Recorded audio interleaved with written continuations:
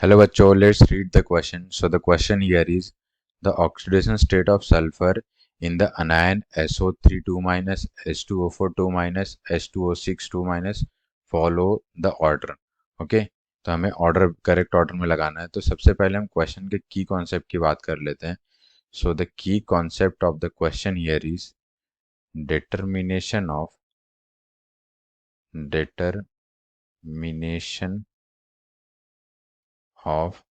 oxidation state of sulfur in different compound। अलग अलग compound में हमें ऑक्सीडेशन स्टेट ऑफ सल्फर का बताना क्या होगा इन डिफरेंट कंपाउंड। ओके तो जो हमें कंपाउंड यहाँ पे दिया हुआ है वन बाय वन हम सबको डिस्कस कर लेते हैं।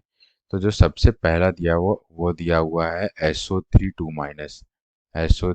2 तो यहाँ पे अगर हम सल्फर का ऑक्सीडेशन स्टेट निकालें तो यहाँ पे सल्फर का एक एटम है और उसका हमें ऑक्सीडेशन स्टेट कैलकुलेट करना है, इसीलिए x मान लिया।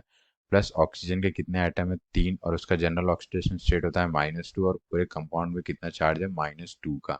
ओके तो अगर यहाँ से अगर हम x की वैल्यू फाइंड करने जाए तो यहाँ पे क्या आ जाएगा +4 आ जाएगा। ओके इसका मतलब SO3 में सल्फर का ऑक्सीडेशन स्टेट क्या है +4 है।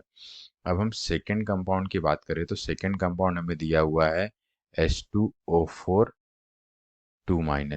तो यहाँ पे अगर हम सल्फर का ऑक्सीडेशन स्टेट निकालने जाएं तो सल्फर के कितने एटम है 2 एटम है और उसका हमें ऑक्सीडेशन स्टेट निकालना है। प्लस ऑक्सीजन के कितने एटम है 4 एटम है और उसका जनरल ऑक्सीडेशन स्टेट -2 होता है और पूरे कंपाउंड में चार्ज कितना है -2 का। तो यहाँ से 2x की वैल्यू क्या आ जाएगा, यहाँ से -8 उधर जाएगा तो क्या हो जाएगा +6 हो जाएगा। ओके +8 हो जाएगा और -2 हो जाएगा +6 हो जाएगा। तो यहाँ से अगर हम x की वैल्यू कैलकुलेट करेंगे यहाँ पे +3 हो जाएगा। इसका मतलब क्या है H2O4 में सल्फर का ऑक्सीडेशन स्टेट क्या है +3 है। अब हम बात करते हैं अगले कंपाउंड की। तो जो हमें अगला कंपाउंड दिया हो वो क्या दिया हुआ है H2O6 ओके जो तीसरा कंपाउंड है वो क्या है हमें H2O6 तो यहाँ पे अगर हम सल्फर की ऑक्सीडेशन स्टेट कैलकुलेट करें तो यहाँ पे सल्फर के कितने एटम है 2 और उसका हमें ऑक्सीडेशन स्टेट कैलकुलेट करना है, इसलिए हमने x मान लिया। ऑक्सीजन के कितने एटम है 6, उसका जनरल ऑक्सीडेशन स्टेट होता है -2 और पूरे कंपाउंड पे चार्ज कितना है -2 का।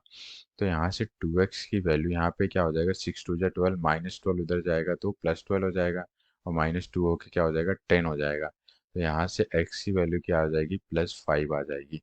इसका मतलब H2O6 में सल्फर का ऑक्सीडेशन स्टेट क्या है +5 है।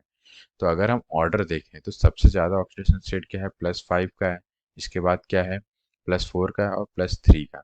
तो +5 किस में है, +5 है H2O6 में। इसके बाद किसका है +4 का नंबर आता है विच इज SO3 इसके बाद क्या आता है +3 का। +3 किस में है H2O4 में।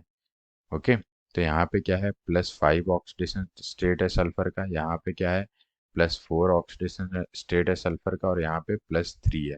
तो ये क्या है अपना ऑर्डर है। अगर हम आंसर ऑप्शन में देखें तो यहाँ पे ऑप्शन करेक्ट वाला कौन सा हो जाएगा, ऑप्शन ए हो जाएगा। अगर हम यहाँ पे देखें तो सबसे ज़्यादा क्या है H2O6 फिर SO3 फिर H2O4 H2O6 SO3 H2O4। So the final answer for this question is option A. Hope you understood well. Best of luck. Thank you.